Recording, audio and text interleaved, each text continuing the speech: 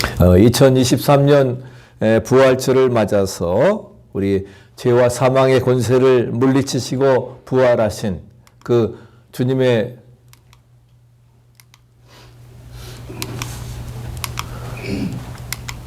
잘 안 되는데 부활하신 주님의 능력과 기쁨과 축복이 함께할 수 있기를 간절히 축원합니다.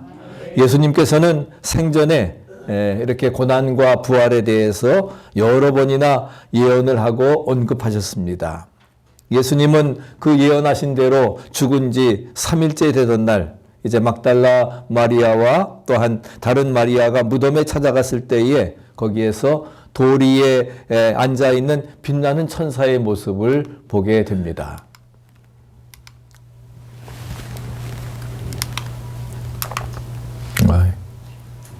그러면서 그 천사는 여인들에게 부활의 메시지를 전하게 됩니다.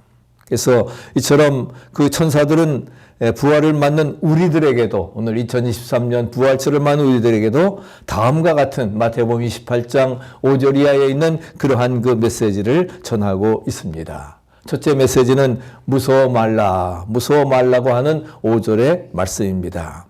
예수님이 누우신 무덤 주변의 상황은 아주 무서움으로 가득 차 있습니다. 크게 돌을 임봉을 하고 그리고서는 로마 군인들이 그 어느 누구도 접근하지 못하도록 지키고 있습니다. 그렇지만은 부활의 그 사흘째 되던 날 안식일에 이제 그 예수님의 무덤을 찾았던 부활을 목격하기 위해 찾아온 마리아에게 그가 도착했을 때에는 이미 빈 무덤이었고 또한 주변은 폭풍의 모습과 같이 혼란해서 무덤에 가득 차 있었습니다.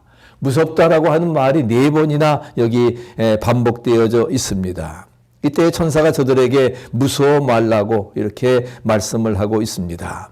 여인들은 예수님이 비록 십자가에 못 박혀 죽었더라도 그를 사랑하며 끝까지 무덤까지 찾아왔던 참된 신앙의 여인들임을 우리가 찾아볼 수 있습니다. 천사가 너희는 무서워 말라 십자가에 못 박히신 예수를 너희가 찾는 줄을 내가 아노라 하시면서 말씀을 하고 있습니다. 오늘 성경은 부활을 목격하기 위해 찾아온 마리아와 또 부활절을 축하하기 위해서 주의 전을 찾아온 우리 모든 성도들에게 무서워 말라 우리에게 말씀을 허락해 주십니다. 그분은 모든 사람의 마음을 이미 알고 계시기 때문에 그를 찾고 그의 도움을 구하는 자를 알고 계심을 분명히 믿으시기를 바랍니다. 그래서 에레미야 29장 11절 같이 읽어보실까요? 나 여호와가 말하노라 너희를 향한 나의 생각은 내가 아나니 재앙이 아니라 곧 평안이요 너희 장래에 소망을 주려 하는 생각이라. 나의 생각은 뭐예요? 재앙이 아닌 평안이라. 할렐루야. 그리고 너희 장래에 소망을 주려 함이라 말씀을 하고 있습니다. 무덤에 찾아온 여인들에게 예수님이 살아나셨다고 하는 말은 그가 여기 계시지 않고 살아나셨느니라. 빈 무덤이 되었다고 하는 말은 가졌던 두려움과 무서움을 단번에 씻어주는 희망의 메시지임을 믿으시기 바랍니다. 예수님이 다시 사셨습니다. Jesus is risen. 예수님이 사셨다고 하는 것은 우리에게 놀라운 희망의 메시지임을 말씀해주고 있습니다. 왜 그렇습니까? 그것은 주님께서 죽음을 정복하시고 사망에서 이제 생명으로 부활하셨기 때문에 두려움과 걱정, 염려를 벗어버리고 더 이상 우리가 무서워할 필요가 없다 하는 것을 말씀하고 있습니다. 예수 그리스도께서 우리를 위해서, 우리의 삶을 위해서, 우리의 부족을 위해서, 우리의 죄악을 위해서 대신 십자가에 못 박혀 돌아가셨습니다. It is finished. 다 이루었다 말씀하시면서 그렇기 때문에 우리의 약한 부분을 다 무시하고 이제는 뭐예요? 앞만 바라보고 나아갈 수 있음을 우리에게 분명히 가르쳐주고 있는 것입니다. 밀레니엄을 맞으면서 우리 그러니까 당신도 살아. So can you. 우리가 그 오히라 미스요의 그러한 그 자서전이 출간 3주 만에 25만 부나 팔렸다. 25만 부나 팔렸다. 미스요는 자살미수, 그 다음에 술집 호스테스를 거쳐서 16세에 중학교만 졸업을 하고 폭력단의 조장 부인이 되었고 문신을 새기고 걸레와 같은 인생을 살았는데, 그런데 정말 예수님을 만나게 되고 인생이 역전되었습니다. 22살 때 우연히 아버지의 친구인 오히라 히로자부를 만나면서 그의 인생이 새로운 전기를 맞게 되는 것입니다. 그래서 오히라 씨가 매주 한 번씩 만나서 인생을, 네가 어떻게 그렇게 젊은 나이에 그렇게 호스테스 생활을 하면서 폭력배의 조장 부인으로 그렇게 망가진 인생을 살 수 있겠느냐, 그러면서 새로운 인생을 살아보라고 그러면서 하나씩 바로잡아 주었습니다. 조금씩 그녀의 마음속에 먹혀들기 시작하고, 그리고 오사카에 이제 방을 얻어서 새로운 인생을 시작하려고 하는, 중학교도 졸업하고 그냥 탈선을 했는데 지옥 같은 생활에서 탈출하려고 하면은 자격증을 따서 취직하는 길밖에 없는데, 뭐 중학교 졸업자가 무슨 뭐 자격증을 딸 수 있겠어요. 그런데 사법시험은 고등학교 졸업장 없어도 사법고시만 패스하면 되니까, 그러면서 잠자는 시간만 빼고 아주 중학교 졸업자가 사법고시를 위해서 열심히 밤낮 쉬지 아니하고 공부를 했습니다. 그래서 1994년 10월에 드디어 사법시험에 합격을 해서 이제 변호사가 되었던 것입니다.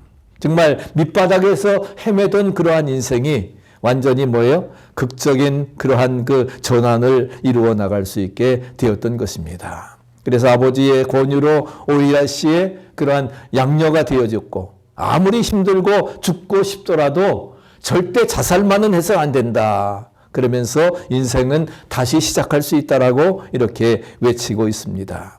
그리고 매주일 하나님 앞에 나와 예배 드리면서 하나님의 부활의 권고를 받아들이고 부활의 인생을 새롭게 살아갈 수 있게 되었던 것을 찾아볼 수가 있습니다.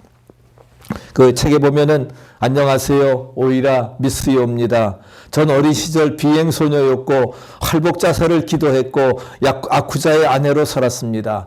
호스티스 생활도 했습니다. 그러나 지금은 변호사가 되었고 오사카에서 소년 전담 사건 전담 변호사로 활약을 하고 있습니다. 원조 교제와 마약 복용으로 소녀원에 왔던 소녀가 제 강의를 들고 편지를 보내왔습니다. 지난 날을 되돌아보고 못했던 공부를 하면서 세무사가 되고 싶다고요. 그리고 몇 년 후 그 소녀는 약속을 지켰습니다. 여러분도 이것이 마지막이 아니라 새로운 목표를 세울 수 있는 꿈의 공장이라고 교도소를 생각하라 하는 것입니다. 그리고 소년원에서 그녀가 겪는 격려는 뭔가 간절함을 이렇게 느껴지게 합니다. 왜? 그녀가 가진 과거의 특별한 이력 때문에 나도 너희들과 같이 너희들보다 더 못한 그러한 삶을 과거에 살았다 하는 겁니다. 그러나 예수를 만나고 나의 인생관이 새롭게 변화되어지면서 이제는 사회에 공헌할 수 있는 일꾼이 되었다 하는 것입니다. 본인의 입으로 말하는 할복자살이나 호스티스라고 하는 수식어는 어떻게 보면 앳돼 보이는 그런 저기와는 정반대라고 느껴집니다. 그러면서 들려주는 그 자서전의 인생을 보면은 괴롭힘, 그 다음에 자살미수, 내리막길, 그 다음에 밑바닥, 그 다음에 새 출발부터 난관 돌파까지, 그리고 마지막 부자에 가서는 후회하는 그러한 내용이 쭉 기록되어져 있는데, 그러면서 그러한 이야기들을 쭉 이야기를 하고 있습니다. 그러면서 그녀는 정말 많은 책을 또 써가지고서 이렇게 오늘을 산다, 9년 후에 응원합니다, 당신의 새 출발을, 친구야 너라고 하면 어떻게 할까, 사람됨을 가르쳐라, 이렇게 하면서 2006년에 변호사 남편을 만나서 재혼을 했는데, 그리고 같은 해 9월에 딸을 출산했는데 불행하게도 아이가 다운 증후군이었습니다. 백혈병으로 태어나서 심장에 구멍이 2개가, 하루까지요. 하루카. 그렇지만 이 하루카를 그대로 키워나가면서 자기의 과거의 그런 인생을 돌이키면서 새 출발을 할 수 있다. 그렇게 하면서 이제 심장의 이상을 가지고 나아갔지만은 그 딸을 키우기로 결심을 하고, 그러면서 현재는 류코크 대학교 개건 교수로 있으면서 행복한 삶을 살아가고 있습니다. 하루카 꼭 살아줘. 엄마가 이렇게 두 손 모아 간절히 기도할게. 제발 엄마의 기도를 들어주렴. 기도로 하루카는 기적적으로 살아날 수 있게 되었던 것입니다. 그래서 비록 정상적인 아이는 아니지만 그럼에도 눈물의 기도를 통해서 이제 부끄럽게 여기지 아니하고 책도 내고 함께 방송 출연도 하고 바쁜 인생길에서 정말 변화된 인생을 증거하는 아름다운 역사를 이루어 나아갈 수 있었던 것입니다. 우리가 이런 그러한 삶을 사는 그러한 저기라 할지라도 정말 어떻게 보면 우리도 능히 모든 것 살 수 있을 것입니다. 그러니까 당신도 절망적인 상황에서 포기하지 말고 열심히 살라고 하는 그러한 것을 우리에게 가르쳐주고 있습니다. 우리가 그러한 희망을 우리 부활절에 다시금 새로운 소망으로 살아갈 수 있게 되기를 간절히 바랍니다. 그러면서 두 번째는 28장 6절에 살아나셨느니라. 그가 여기에 계시지 않고 살아나셨다 말씀을 하고 있습니다. 그래서 6절 같이 말씀 한번 읽어보시죠. 그가 여기 계시지 않고 그의 말씀하시던 대로 살아나셨느니라. 와서 그의 누우셨던 곳을 보라. 지금 여기 계시지 않고 살아나셨기 때문에 빈 무덤을 보고 그 다음에 부활의 눈으로 직접 목격하고 그리고 확실히 믿으라고 하는 것입니다. 예수님의 부활 사건은 바로 빈 무덤이 증거입니다. 믿으십니까? 어제 말씀드린 것처럼 새벽에 제자가 훔쳐간 거 아니에요. 훔쳐가고 살아났다고 말하는 것이 아닙니다. 그리고 예수님이 어떤 실신에다가 깨어나는 그런 것도 아닙니다. 유용체도 아닙니다. 예수님이 죽은 것은 명백한 사실이고 그리고 사흘 만에 부활하신 것도 명백한 사실임을 믿으시기 바랍니다. 그렇기 때문에 예수님의 부활 사건은 빈 무덤을 보고 확인할 수 있는 역사적인 사실이라는 거예요. 역사적인 사실임을 우리에게 말씀해 주고 있습니다. 천사가 그의 말씀하시던 대로 살아나셨느니라 말씀한 것은 예수님의 하신 말씀이 생각나게 하던 것 이상의 의미로 그래서 예수님의 예언이 성취되었다고 하는 것을 우리에게 분명히 알려주고 있습니다. 그러나 우리가 그것을 영적으로 체험하고 믿음으로 받아들이는 게 무엇보다도 중요하다는 것이지요.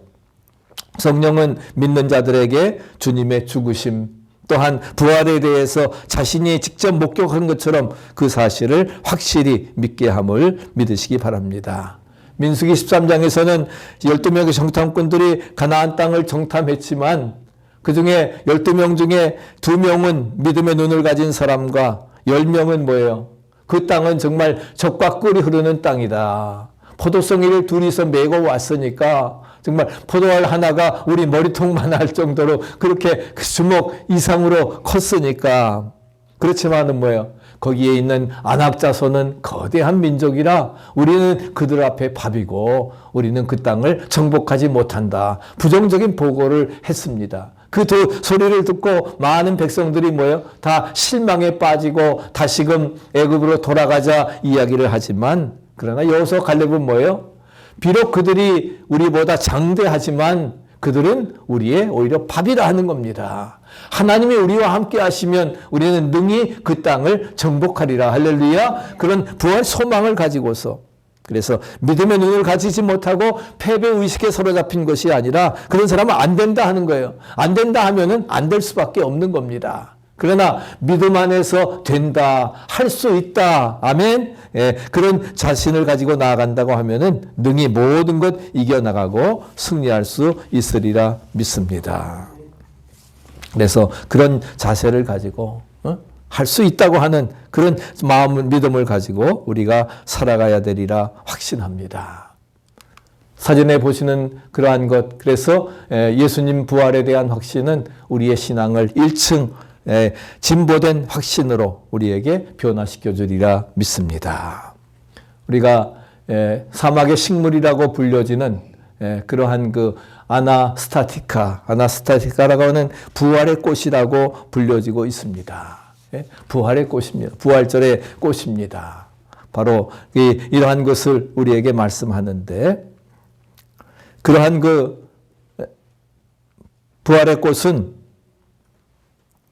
우리들로 하여금 정말 모래 건조한 사막 가운데서, 정말 물도 없는 그런 가운데서 꽃이 핀 다음에 잎사귀가 다 떨어지고 가지가 메말라 죽은 것 같이 되어 버리지만, 습기를 닿게 되어지면은, 이제 새벽에 이슬을 닿게 되어지면은 다시 잎사귀를 내밀고 생명으로 소생하게 됩니다. 그래서 이렇게 매일마다 새롭게 소생되어지는 뛰어난 보온력 때문에 우리가 아나스타티카를 부활의 꽃이라고 이렇게 부르고 있습니다. 우리가 완전히 낭망하여 죽은 것 같고 메마른 인생이라 할지라도, 비천한 환경에 있다 할지라도 예수 그리스도의 생명의 메시지가, 생명수가 우리의 그런 그 몸속에 닿는다고 하면은, 생명의 말씀을 듣고 영원한 생수의 강을 체험하게 되어지면은 우리 메말랐던 우리의 심령들이 새롭게 소생하게 될 줄로 믿습니다. 사망에서 생명으로, 죽음에서 비전으로, 희망으로 가득 차게 되어짐을 믿으시기 바랍니다.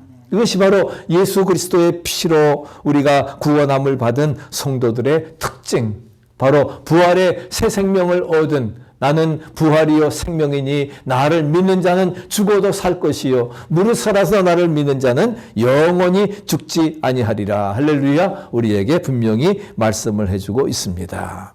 그래서 성도는 강인한 생명력을 가지고 죽음의 쇠사슬을 끊어내야 됩니다. 그런 놀라운 부활의 생명력을 우리가 가졌다고 하는 사실, 예수의 생명사기 안에 접붙임 받았던 사실을 분명히 믿으시기를 바랍니다. 마지막 세 번째는 이제 빨리 가서 전파하라 말씀을 하고 있습니다. 28장 7절의 말씀, 빨리 가서 이 소식을 전하라고 하는 것입니다. 그리고 너희들보다 먼저 다시금 갈릴리에 가실 것이라고 하는, 그래서 갈릴리에서 다시금 만나자고 하는 그런 그 예수님의 그런 그 말씀을 전하고 있습니다. 그래서 빨리 가서 소식을 전한다고 하는 것은 바로 뭐예요? 그 소식을 목격한 증인이 반드시 해야 될 일임을 믿으시기 바랍니다. 그래서 그들은 두려움과 무려움과 기쁨이 교차되는 묘한 심리적 상태입니다.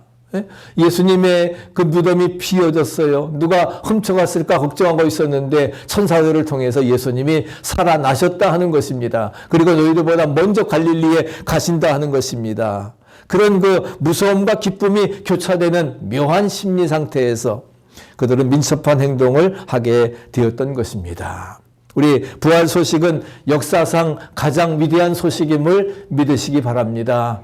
예수님의 탄생도 역사상 최대의 사건입니다. 하나님의 아들, 인카네이션, 하나님의 아들이 이 땅에 오셔서 아기의 몸으로 오시고 우리를 위해서 십자가에 죽으시고 그리고 사흘 만에 부활하셨다고 하는 예수님의 탄생과 죽으심, 부활, 이것은 다 역사상 위대한 소식임을 우리에게 가르쳐주고 있습니다.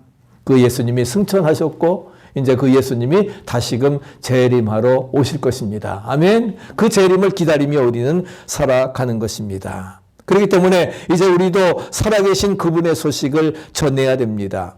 갈릴리로 가시나니 한 것은 예수님께서 공생의 대부분을 그곳에서 보내셨기 때문에 생전에 활동하시던 옛 고장에 나타나셔서 부활을 확신시켜 주시겠다고 하는 것입니다. 12 제자들도 다 거기에서 부르셨기 때문에 그렇게 말씀하고 있습니다. 그러나 무엇보다도 갈릴리로 가신 다음에 몇 가지 이유가 있는데, 첫째로 갈릴리는 유대인들에게 멸시받던 그러한 지역입니다. 비천한 사람들 살고 있는, 나사렛도 마찬가지지요. 그래서 갈릴리 사람들을 외면을 했습니다. 이렇게 가난과 죄악 가운데 빠진 비천한 사람들인데 예수님께서는 저들을 찾아가서 복음을 증거하라 하는 것입니다. 그 비천한 사람을 부르셔서 제자로 삼으셨습니다. 그래서 우리 예수 그리스도의 부활 소식을 전하는 전도자로서 하나님의 뜻을 이루어 드리는 복된 삶을 살아가야 될 것입니다. 오늘 본문을 통해서 이제 우리 여인들이 부활 장면을 목격한 사실, 여기에서 우리가 몇 가지 이제 주목해야 될 점이 있습니다. 첫째는 바로 여인들이 부활 소식을 전한 최초의 증인이 되었다고 하는 사실입니다. 예수님께서 말씀하신 고난을 당하시고 죽으신 후에 부활하신다고 하는 말씀을 믿었기 때문에 받은 축복입니다. 그렇기 때문에 이제 그러한 우리도 믿고 순종하면서 예수 부활의 첫 증인으로서의 사명을 감당해 나가시기를 축복합니다. 그리고 영광스러운 소식을 첫 번째 전해야 될 대상은 누구였어요? 낙심한 제자들이었습니다.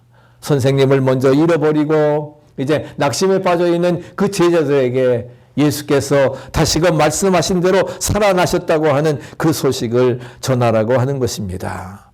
예수님의 십자가 사건으로 이제 겁에 질려가지고서 숨어서 떨고 있는, 언제 붙잡아갈지 모르는 그런 상황에 떨고 있었지만 여인들로부터 부활의 소식을 전해 듣고 용기를 얻게 되었습니다. 그리고 베드로와 요한은 빨리 무덤에 달려가서 정말 예수님의 그 무덤이 비어져 있는 그 사실을 확인을 하고 그리고서는 갈릴리로 가게 되었던 것을 찾아볼 수가 있습니다. 세 번째는 증거하는 일은 빨리 진행되어야 됩니다. 여인들은 소식을 전하기 위해서 서둘렀다 했습니다. 빨리 가서 부활의 소식을 전하라. 놀랍고 큰 소식일수록 우리는 빨리 전해야 됩니다. 믿습니까? 빨리. 우리 나쁜 소리만 빨리 전하는 것이 아니라 정말 놀랍고 우리가 저렇게 큰 소식일수록 정말 엑셀런트, 베스트, 굿뉴스, 우리가 정말 속보라고 하는 것이 항상 큰 뉴스인데 이것을 우리가 전해야 됩니다. 오늘날 너희를 위하여 다윗의 동네에 구주가 나셨으니 곧 그 구주 예수니라. 강보에 쌓여 누인 아기를 보리니 이것이 표적이니라. 지극히 높은 곳에서는 하나님께 영광이요 땅에서는 기뻐하심을 입은 사람들 중에 평화로다. 할렐루야. 우리에게 분명히 약속해주고 있습니다. 이 소식을 전해야 됩니다. 저와 여러분들은 하나님의 사명을 부여받은 자들입니다. 사명을 수행하는데 머뭇거려서는 안 돼요. 믿습니까? 지체해서도 안 됩니다. 좋은 소식으로 마음의 기쁨이 충만한 자는 시기를 놓치지 말고, 그래서 로마서에 말하는 것처럼 복음을 전하는 아름다운 발이요. 할렐루야. 우리가 복음의 기쁜 소식을 전하는 아름다운 발의 역할을 감당해야 될 것입니다.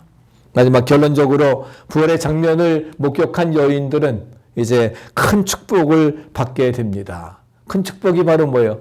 부활하신 예수님을 먼저 만나는, 그래서 예수님의 현현을 체험을 하게 되는 것입니다. 예수님의 현현, 막달라 마리아는 바로 굽으려 울고 있다가 예수님을 만나게 됩니다.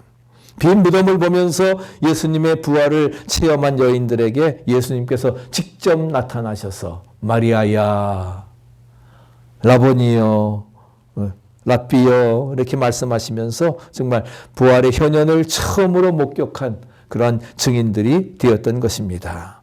마찬가지로 28장 9절에 예수께서 저희를 만나 가라사대 평안하뇨 하시거늘 여자들이 나와 그 발을 붙잡고 경배하니, 경배했다 했습니다. 마지막 두 번째는 평안하라 말씀하십니다. 평안하라고 하는 말은 다른 말로 뭐예요? 기뻐하라, rejoice. 너에게 평강이 있을지어다. Peace with you. Peace with you. 너에게 평강이 있을지어다. 그 말은 rejoice, 기뻐하라고 하는 것입니다. 이제 기쁨을 가지고 절망을 극복하고 슬픔을 극복해 나가라고 하는, 부활을 맞는 성도들에게는 궁극적으로 하나님의 크신 평강과 기쁨으로 충만하게 되어짐을 믿으시기 바랍니다. 오늘 이 예배 현장이 정말 뭐예요? 바로 하나님의 크신 평강과 기쁨으로 충만히 채워지기를 축원합니다. 사셨네, 예수 다시 사셨네. 거기 못 가두네, 가둘 수가 없다 하는 것입니다. 모든 것 예수님께서 부활하셨기 때문에 우리 주님은 부활을 소망하는 모든 자들에게 천사를 통해서 지금도 말씀하고 계십니다. 무서워 말라. 와서 그 누우셨던 곳을 보라. 너희 놀라운 이 기쁜 소식을 빨리 가서 전하라. 우리 모두가 부활절에 모두 부활의 증인된 복된 증인자들 되어지시기를 간절히 축복합니다.